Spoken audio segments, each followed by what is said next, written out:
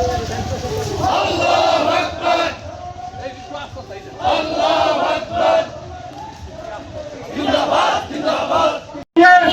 দেশের তো হিন্দুত্ব একটি মার্কাকে বিদায়ী করেছিল ওই মধ্যরাতে ওই সচিবদের দুর্যোগী মহলের বিভিন্ন ষড়যন্ত্রের মধ্য দিয়ে আমাদেরকে হারিয়ে দিয়ে একটি সরকার গঠন করেন।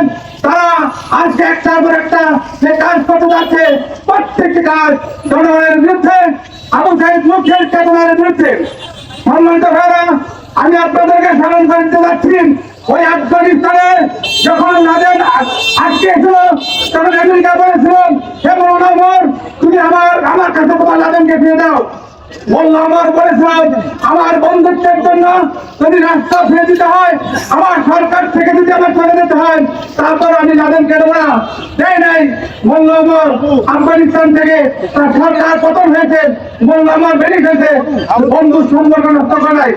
প্রিয় ভাইরা, আজকে আমাদের বিএনপি বন্ধুদেরকে বলতে চাই, আপনাদের সাথে বন্ধুত্ব করতে গিয়ে আমাদেরকে ওই ফ্যাসিস্ট সরকার এমন কোন লোক দেখায় নাই যে লোকে আমাদের সোনার টুকরা নেতারা আমাদেরকে তাদের পক্ষে আপোষ করে নাই।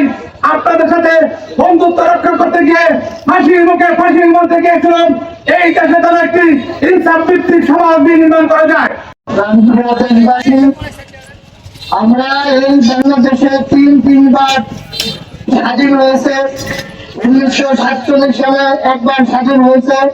আমাদের অধিকার পূর্ণাঙ্গ ভাবে আমরা পাই নাই। দীর্ঘ 9 মাস রক্তক্ষয়ী সংগ্রামের পর অক্ষর স্বাধীন বাংলাদেশ, বাংলা মুক্ত জনতার বুক ভরা আসা, চোখ ভরা স্বপ্ন ছিল স্বাধীন বাংলাদেশে একটি স্বাধীন দেশ গড়ে তুলবে, মানুষের মৌলিক অধিকার ফিরে আসবে, নির্বাচনের অধিকার ফিরত পাবে, চাকরি পাওয়ার অধিকার ফিরত পাবে। কিন্তু দেখা গেল 3 বছরের ব্যবধানে ওই ধর্ম নিরপেক্ষতাবাদী সরকার আমাদের সেই অধিকারকে ভুলম্বিত করেছিল। প্রাণপ্রিয় তৌহিদি জনতা এরপর পর্যায়ক্রমে দেশের 54 বছর দেশ হয়েছে, স্বাধীনতা লাভ করেছি। এই 54 বছরে প্রকৃত স্বাধীনতা যাকে বলে এদেশের মানুষ কখনো দেখেনি। 2008 সালের 29শে ডিসেম্বর একটি পাতানো নির্বাচনের মাধ্যমে তৎকালীন আওয়ামী লীগ সরকারকে ক্ষমতা আনে। 15 বছর তারা ফ্যাসিস্ট কায়দায় এদেশের শাসন ব্যবস্থা কায়েম করে আমাদের মৌলিক অধিকার ভুলম্বিত করে, রাজনৈতিক অধিকার থেকে আমাদেরকে বঞ্চিত করে, স্বাধীনভাবে নির্বাচন করার অধিকার থেকে বঞ্চিত করে এবং মৌলিকভাবে চাকরি পাওয়ার অধিকার থেকে বঞ্চিত করে। শুধুমাত্র এই বিরুদ্ধে ছাত্র তৌহিদি জনতা ঘুষে দাঁড়িয়েছিল, শুধু একটি নির্বাচনের জন্য নয়, এই সকল অধিকার পাওয়ার জন্য।